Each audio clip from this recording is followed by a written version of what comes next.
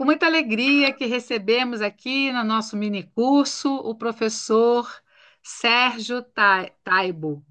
Ele é doutorado em História Política e Bens Culturais pela Fundação Getúlio Vargas, no Rio de Janeiro, Brasil.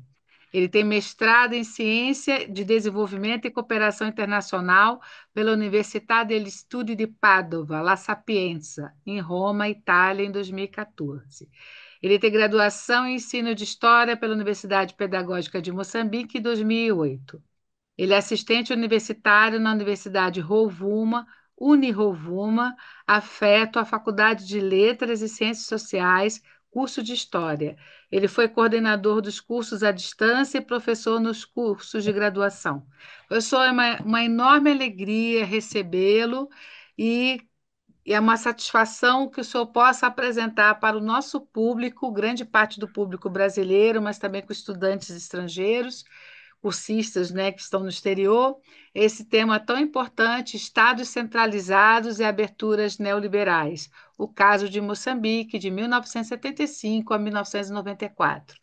Eu, em nome da equipe de docentes, em nome do meu colega Jefferson Olivato, da Universidade Estadual de Londrina, em nome também de Dom Luiz Fernando Lisboa, apoiador dessa nossa iniciativa, o saudamos e a palavra do senhor. Nós temos, são agora as 10 horas e 14 minutos, o senhor até tem 50 minutos para apresentar a sua exposição. Muito obrigada e seja bem-vindo.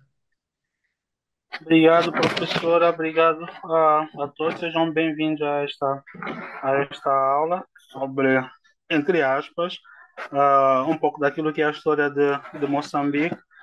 Como sabem, Moçambique também passou por um processo de centralização do próprio Estado. Isso foi muito, aliás, foi logo após a independência. Mas antes de entrar concretamente no conteúdo, eu queria dizer que a história de Moçambique ela está dividida em fases. Temos até certo ponto 5 períodos daquilo que é a história de Moçambique. O primeiro período que vai do século terceiro ao quarto, né? Esta aqui que tem como característica principal a presença de comunidades de caçadores e recoletores em que viviam basicamente da recoleção e eram nômadas e em algum momento também usavam instrumentos de pedra para o seu dia a dia, para as suas atividades no dia a dia. O segundo período temos a fixação Banto, que foi um grupo que saiu praticamente da região central de África e migrou para a costa oriental e também a parte central de Moçambique, deste território que hoje se chama Moçambique. Esta aqui era uma comunidade de caçadores e agricultores e pastores, neste caso, e eram sedentários, ou seja, viviam da agropecuária e já conheciam um pouco do uso do ferro, ou seja, nas suas atividades usavam o ferro, neste caso, na pastorícia, na agricultura, por aí em diante. E o terceiro período temos já o período da presença árabe-persa e também da presença europeia em Moçambique. A presença árabe-persa, bom, o primeiro contato foi mais mercantil, foi um contato mercantil de intercâmbio comercial, né? Isto foi do século IX até o século XV. Então, neste período, temos aqui a presença dos árabes na costa oriental moçambicana, junto ao Oceano Atlântico, principalmente se formos ao mapa de Moçambique, se formos do sul para o norte, temos primeiro uma parte em Sofala, a outra parte em Nampula e seguindo para Cabo Delgado. E também nesta fase, a principal atividade comercial era, era o ouro, neste caso. E é neste período também que começam a surgir os primeiros reinos afro-islâmicos da costa, neste caso, os sultanatos e os sheikados. E aqui tem uma cultura forte que prevalece até hoje, que são os Swahili ou Swahili. Swahili, bom, é uma língua falada ao nível da costa oriental africana, principalmente de Cabo Delgado, subindo para toda a costa oriental africana e uma parte também do interior da África. E no segundo período Professor, desta terceira, ou desculpe, seja, sim. desculpe. Só tem como ajeitar a tela que só está aparecendo aqui perto do seu lábio. Aparecer mais o Ah, seu tudo rosto. bem. Isso. Deixa eu ver. Agora Assim tá bom? melhorou. Muito obrigada. Muito obrigada. Está excelente. Obrigado. E a segunda fase do terceiro período, que é da penetração portuguesa ou europeia, estamos a falar aqui do século XVI ao século XIX, que é a chegada dos portugueses a Moçambique. A principal atividade comercial era o ouro, o marfim e posteriormente os escravos. E também neste período que são fundadas algumas feitorias. Temos na Zambésia, em Climane concretamente, em Sofala, na ilha de Moçambique e Sena. Olha que a ilha de Moçambique foi a primeira capital de Moçambique.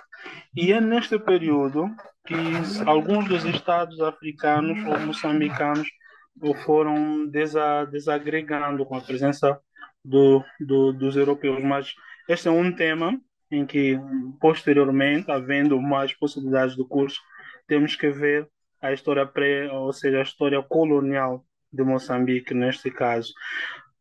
O quarto período temos aqui que vai do século XIX ao século XX, que é o período principalmente da dominação colonial portuguesa.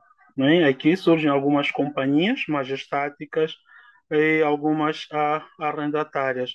As companhias majestáticas, por exemplo, tínhamos a Companhia de Moçambique, neste caso as atuais províncias de Manica e Sofala. Tínhamos também a Companhia do Niassa, que temos ali o Cabo Delgado e Niassa. E as companhias arrendatárias, tínhamos aí a Companhia da Zambésia, que faz agora acompanha as províncias da Zambésia e de Tete. Zambésia e Tete estão no centro de Moçambique. Então, dentro deste quarto período, temos a segunda fase, que é de 1926 até 1962. Este aqui é o período do nacionalismo econômico de Salazar, ou seja, colonialismo fascista, né? Em Portugal, que se refletiu até certo ponto nas economias. E aqui a extensão das companhias, não é? A aprovação do ato colonial e fuga principalmente de alguns moçambicanos para os países ou colônias vizinhas. E é neste período, por causa dessa opressão que começam a surgir as primeiras ou os primeiros movimentos nacionalistas aqui em Moçambique. Olha que estes movimentos, estamos a falar ao DENAM, a MANO e ao NAM, esses movimentos surgiram fora, até certo ponto, do território que hoje compreende Moçambique, porque internamente não existiam condições para desenvolver as suas atividades, neste caso, o lutar pela independência. E depois temos de 62 a 74, que é a crise do colonialismo português, né, e o início da luta armada de libertação nacional. Por que luta armada? Para que Moçambique alcançasse a sua independência foi necessário usar a força das armas, diferentemente das colônias britânicas, né, e parte das francesas, em que a independência foi por meio do diálogo. O quinto período temos de 74 até aos nossos dias. Bom, aqui em 74, esta aqui compreende duas fases. A primeira, que é de 74 a 75, a altura da independência, né, que foi até 1990. 1990 é o período em que é aprovada a primeira Constituição multipartidária em, em Moçambique. É nesse período também que é proclamada a independência, mas também temos que recuar um pouco. Em 1977, com a realização do terceiro congresso da Frelimo, temos aí a, a adoção do socialismo como linha de orientação política. É neste período que vemos aqui a centralização do Estado moçambicano. Depois temos de 1990 a 94, como disse, em 90 é aprovada a primeira Constituição multipartidária, em 94 as primeiras eleições, né, multipartidárias. Então, essas são as 5 fases que compõem aquilo que é a história de Moçambique. De seguida, iria aos slides, simplesmente queria contextualizar sobre aquilo que é a história de Moçambique, as fases que compõem a história de Moçambique. E olha que cada fase tem as suas características, e se formos abordar, bom, precisaremos de um outro tempo para tentarmos compreender cada uma das fases. Então, aqui escolhi o período de 75 a 94 por uma simples razão. Como disse, 75 é o momento em que se alcança a independência nacional por via das armas, e em 94 é o período em que se realizam as primeiras eleições multipartidárias. O que quer dizer que de 1977, quando é adotado o socialismo como linha de orientação, até 1989, Moçambique ainda constituía um Estado centralizado, apesar de 1985, 84 até 86, até 89, tender, né, a abrir o seu mercado, ou seja, a deixar de lado aquilo que é o socialismo e a adotar políticas neoliberais. Então, aqui temos aqui o... Deixa eu ver aqui. Então, como disse, Moçambique proclamou a sua independência em 1975, ou seja, 25 de junho de 1975. E isso depois de um grande período de colonização, né? Colonização portuguesa, cerca de 500 anos, em que o colônia impôs o domínio sobre o nativo. Ah, Neste período, depois de longos anos de exploração, os moçambicanos veem a necessidade de se unirem e arranjarem formas de alcançarem a sua autonomia, neste caso a independência. É quando surge o Eduardo Chivambo Mondlane, não é? Este que, até certo ponto, foi funcionário das Nações Unidas.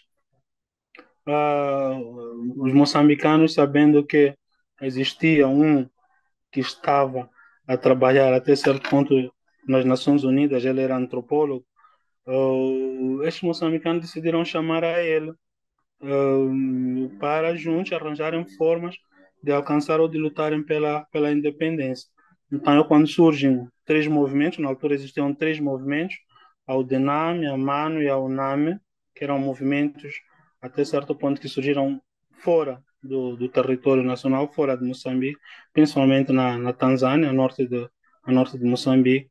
Então, quando o Eduardo Mondlane é convidado, ele chega, juntam ou unem, fundem esses 3 movimentos e surge a Frente de Libertação de Moçambique, que hoje se chama Frelimo, né, que é o partido que está no poder até então, desde a independência, ou seja, o partido que lutou pela independência e até hoje está no poder.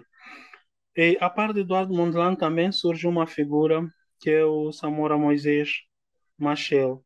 Então, Samora Moisés Machel também fez parte desse grupo de jovens que, na altura, se uniu para a luta pela independência. Olha que Samora Moisés Machel era um simples técnico de enfermagem.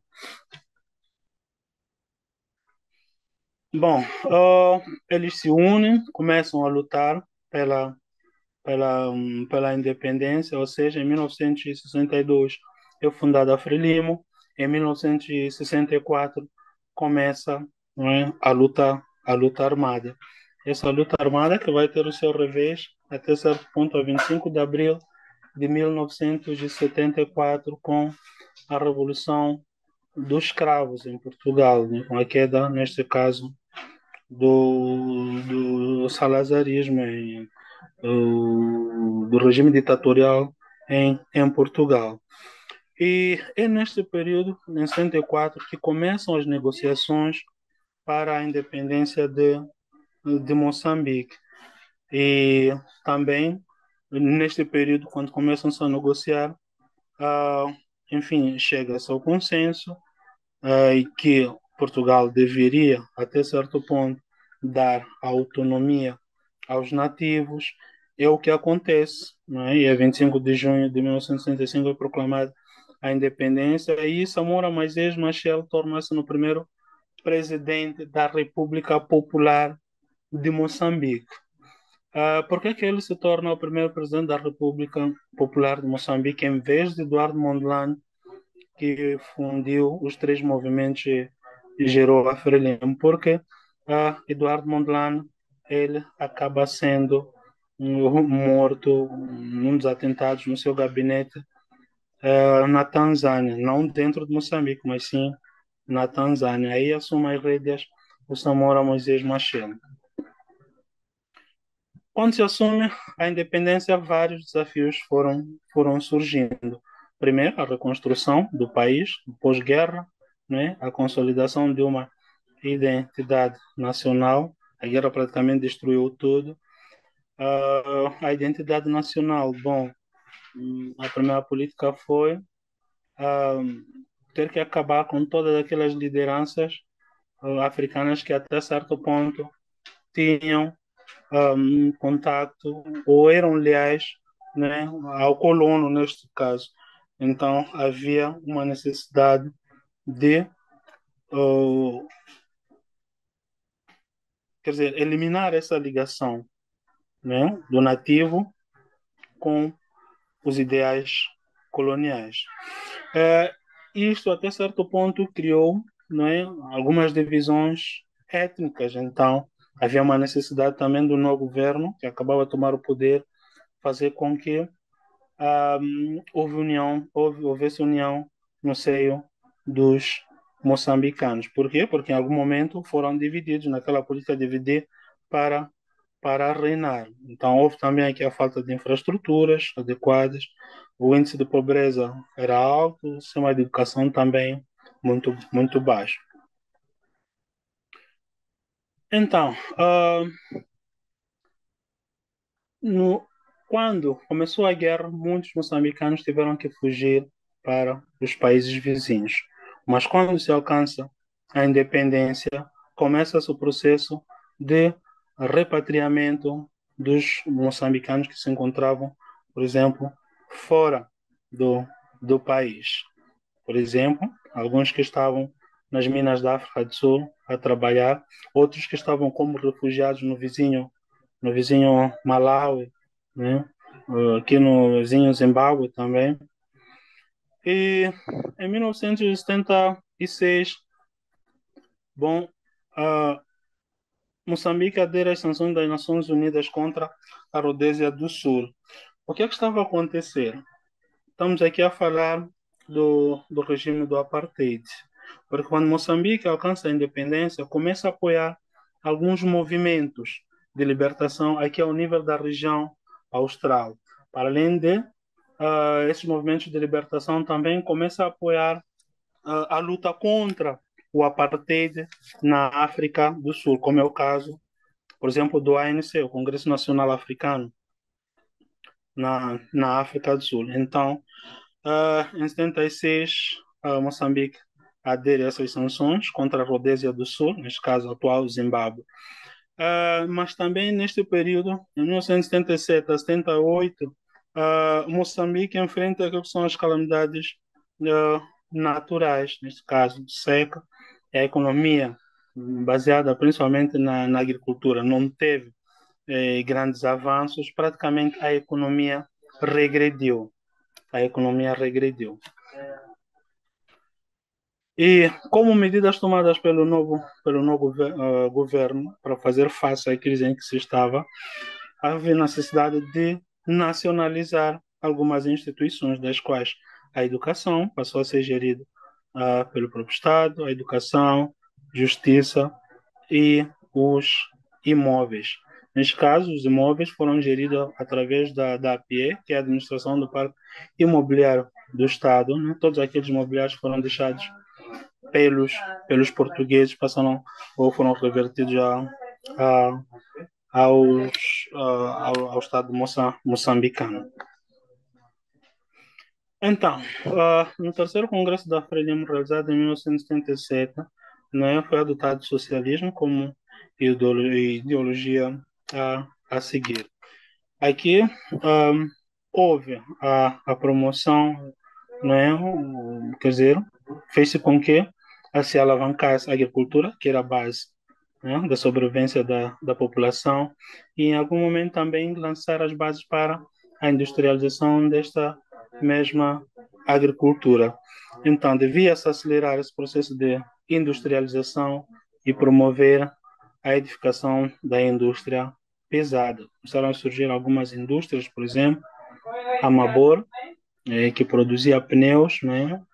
A Tudor, por exemplo, produzia baterias, pilhas, por aí em diante. E também devia se desenvolver e consolidar o papel do Estado na economia, ou seja, o Estado passou a ser o gestor da o gestor da economia.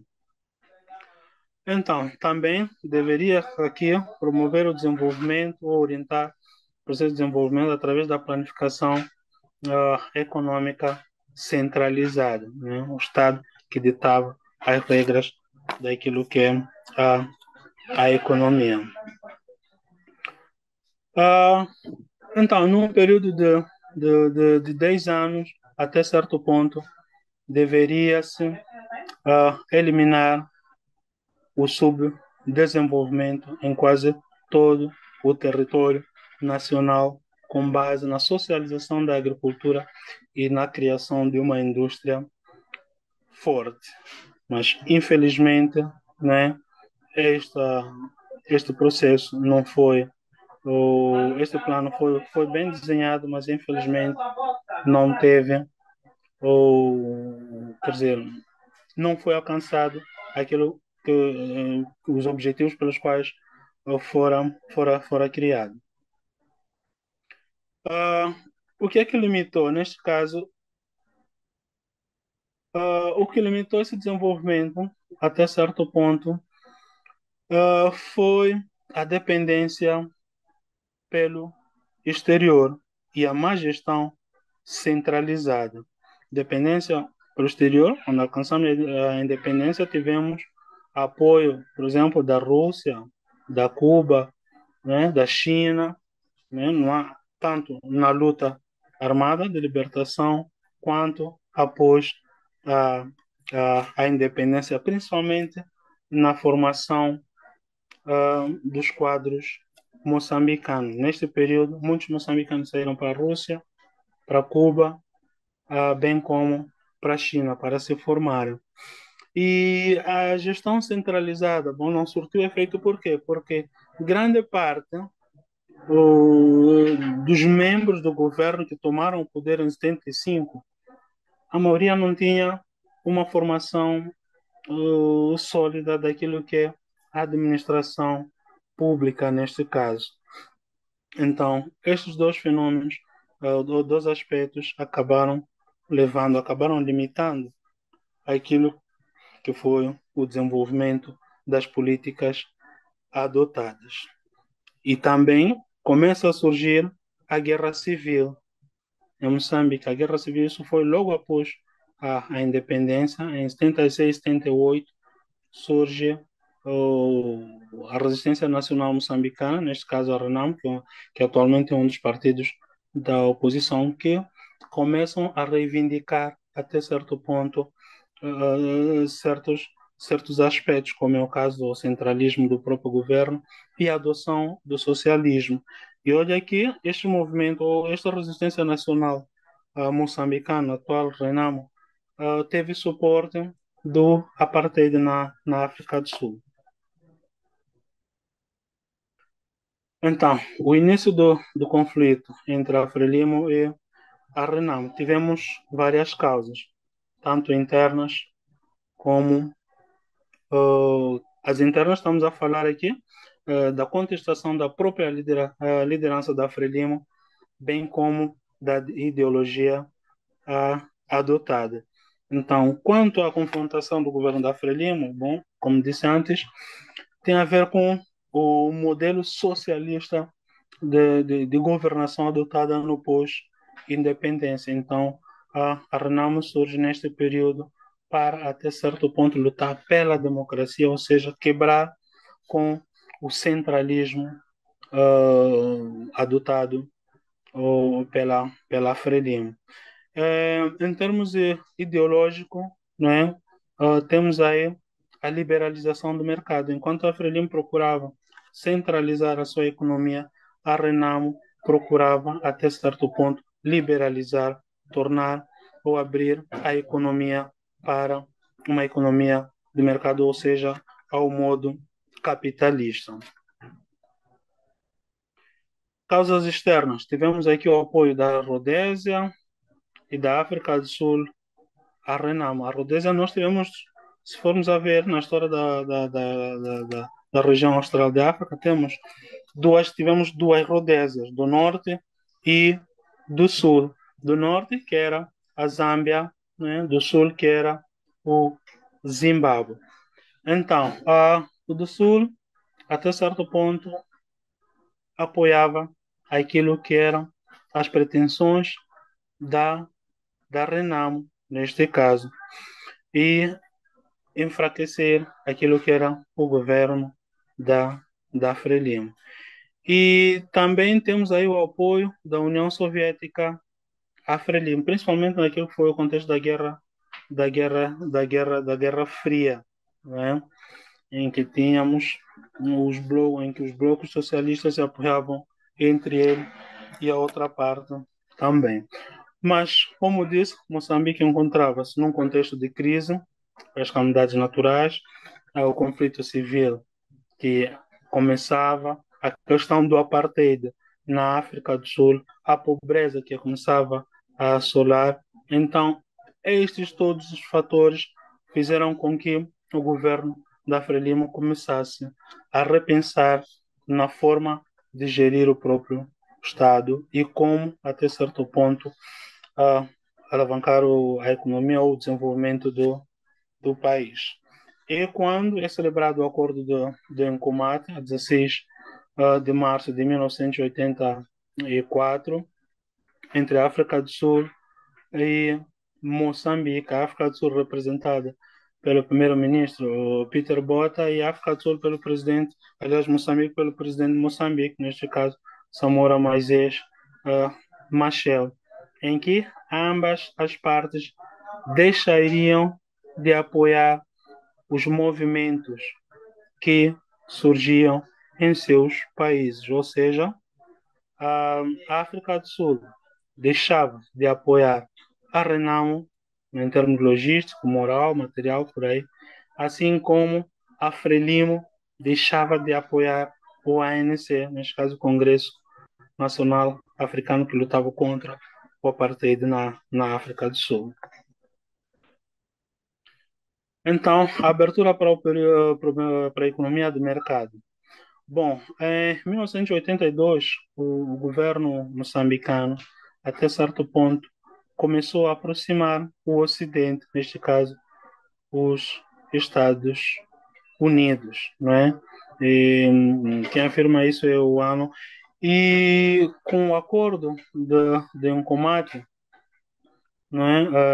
Onde houve essa tentativa, né, de cortar os apoios da África do Sul à Renamo, foram criando assim alguns passos para a negociação da mão de obra moçambicana, ou seja, aqueles minérios que tinham sido repatriados para Moçambique logo após a independência. Então, começou-se a criar outro mecanismo de os minérios começarem também a retornar à África do Sul. Também aqui também começa-se a negociar sobre o fornecimento da energia elétrica, não é? A África do Sul. Como sabem, na região austral de África, Moçambique tem a maior barragem, que se chama a barragem de Cahora Bassa. Olha aqui, por mais engraçado que seja, nós fornecemos energia à África do Sul em contrapartida compramos a mesma energia da África do Sul, coisa caricata, né? E a 19 de outubro de 1986, o presidente Samora Moisés Machel acaba morrendo num acidente de aviação, né? O avião acabou despenhando, ele quando saía voltava de uma missão. Infelizmente acabamos perdendo o país. Aliás, o primeiro presidente da República Popular de Moçambique. Olha que isso foi um choque muito grande para a população, uma vez que Samora era considerado o presidente do povo, até certo ponto, porque todas as políticas dele eram viradas para o bem-estar da população, apesar de, em algum momento, por causa das crises que foram surgindo, estas forças começarem a reduzir, né? Então, com a morte do presidente Samora em 86, assume a liderança do partido e do país o antigo presidente Joaquim Alberto Chissano, que na altura ocupava a pasta de ministro das Relações Exteriores, como vocês aí no Brasil chamam, mas para nós a gente chama ministro dos Negócios Estrangeiros, né? Então, assume o presidente Chissano e ele também vai tentar se aproximar ao Ocidente, mas para tal houve uma imposição que primeiro o país devia adotar o multipartidarismo, né? Ou seja, devia deixar de lado o socialismo e abraçar até certo ponto o capitalismo. Isso deveria ser uh, por meio até certo ponto da aderência de alguns condicionalismos feito por grandes instituições, como é o caso do Banco Mundial, né, a Bretton Woods, o FMI, por aí em diante. Em 1992 é assinado o Acordo Geral de Roma entre o governo da Frelimo e a Resistência Nacional Moçambicana, neste caso a Renamo, pelo seu partido, na altura o malogrado presidente Elias Macacho Marceta de Lacana, que infelizmente perdeu a vida. Então, é assinado este acordo em Roma. Esse acordo foi mediado pela comunidade Santo Egídio, né? E em 1994 são realizadas as primeiras eleições multipartidárias. E aqui também estamos a ver, neste período começa a entrada de muitas instituições multinacionais. E, bom, praticamente em relação àquilo que é sobre o Estado centralizado e abertura neoliberais, que é o caso de Moçambique, o que temos que dizer aqui é que temos a independência de Moçambique em 75, em 77, no terceiro Congresso da Frelimo, porque os primeiros dois foram realizados fora do território nacional, na Tanzânia, ou Tanzânia, né? Então, o terceiro é esse que foi realizado logo após a independência, em 77, onde se adota o socialismo. E após a adoção do socialismo, Moçambique enfrenta algumas crises, calamidades naturais, surgimento da Renamo, né, que começa com a guerra civil, a morte do presidente Samora Machel.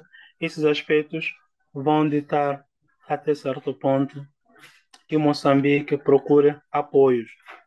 Numa dessas viagens do presidente Samora, por exemplo, aos Estados Unidos, mostrou claramente que o país estava aberto a adotar, neste caso, começava a mostrar sinais de abertura ao mundo capitalista, né, ao mercado, neste caso.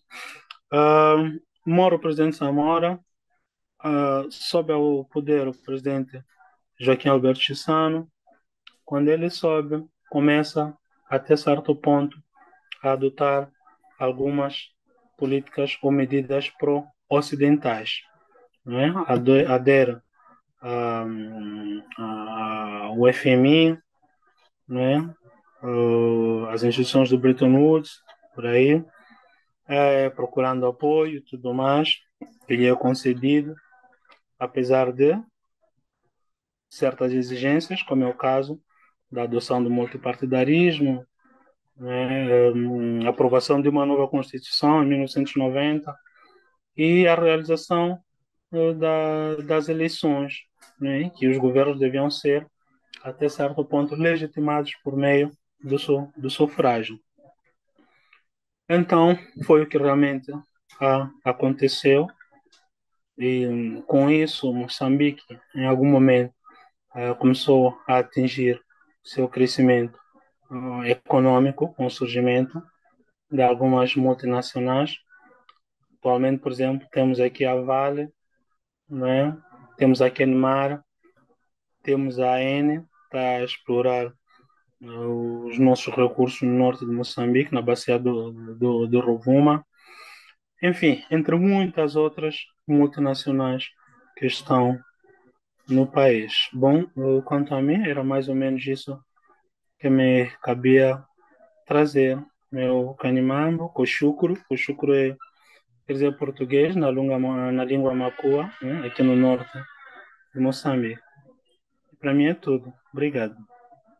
Professor Sérgio, nós agradecemos, Cuxúcuro também, muito obrigada por uma aula difícil, né? Em 50 minutos, o senhor apresentou a história, né, contemporânea de Moçambique, os desafios de uma nação face a uma globalização brutal, como se inserir nessa globalização brutal dentro do próprio contexto africano, dentro do próprio país, as relações entre o país, como no contexto austral, no contexto do continente e na globalização. Então, são muitos desafios. As escolhas políticas são escolhas muitas vezes muito desafiadoras, mas há uma série de conjunturas internas e externas que também desafiam, né, a essas escolhas, e fica muito clara aí, né, a necessidade de se fortalecer a representatividade da sociedade civil, de que as diferentes regiões possam estar, né, igualmente representadas e se comunicar mais, né, a necessidade hoje de que os pleitos eleitorais possam retratar essa diversidade.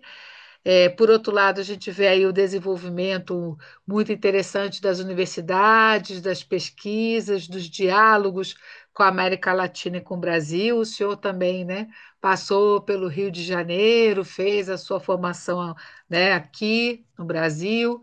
E, em nome de todos nós, queremos agradecer pela sua contribuição. Essa sua aula é muito importante para a gente poder se situar nessa história contemporânea, ver a complexidade disso e a análise de um docente, um intelectual como o senhor, que é do país e que lida, né, com essa riqueza, com essa diversidade e com esses desafios. Professor, para a gente encerrar, o que o senhor gostaria de dizer assim para nós e para docentes e cursistas? Bom, primeiro agradecer, né, pela oportunidade dada, de partilhar parte da história de Moçambique com vocês lá do outro lado do mundo, né? E criar esses laços, né?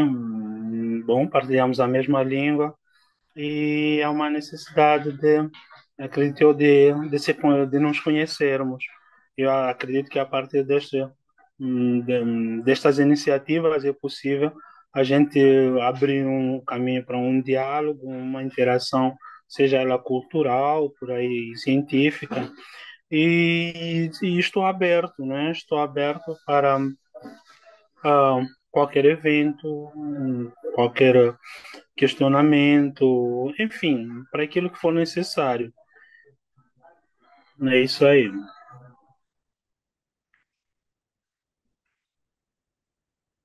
Professor, muito Muito. obrigada. Desculpe. Professor, muito obrigada pela sua participação. Certamente iremos convidar o senhor para novas iniciativas e Cuxúcuro.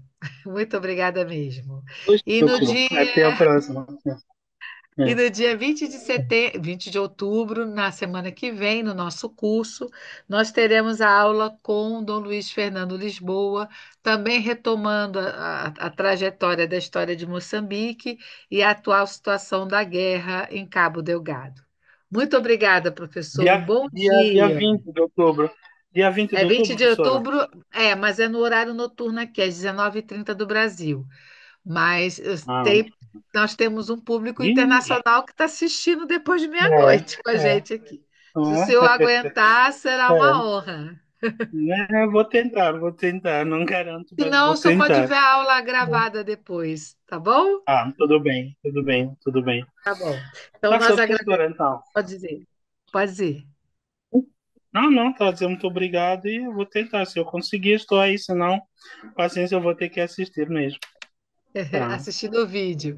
Tá bom. Então, É. agradecemos aqui o apoio da Diocese Cachoeiro e já avisamos aqui que já pode finalizar a gravação.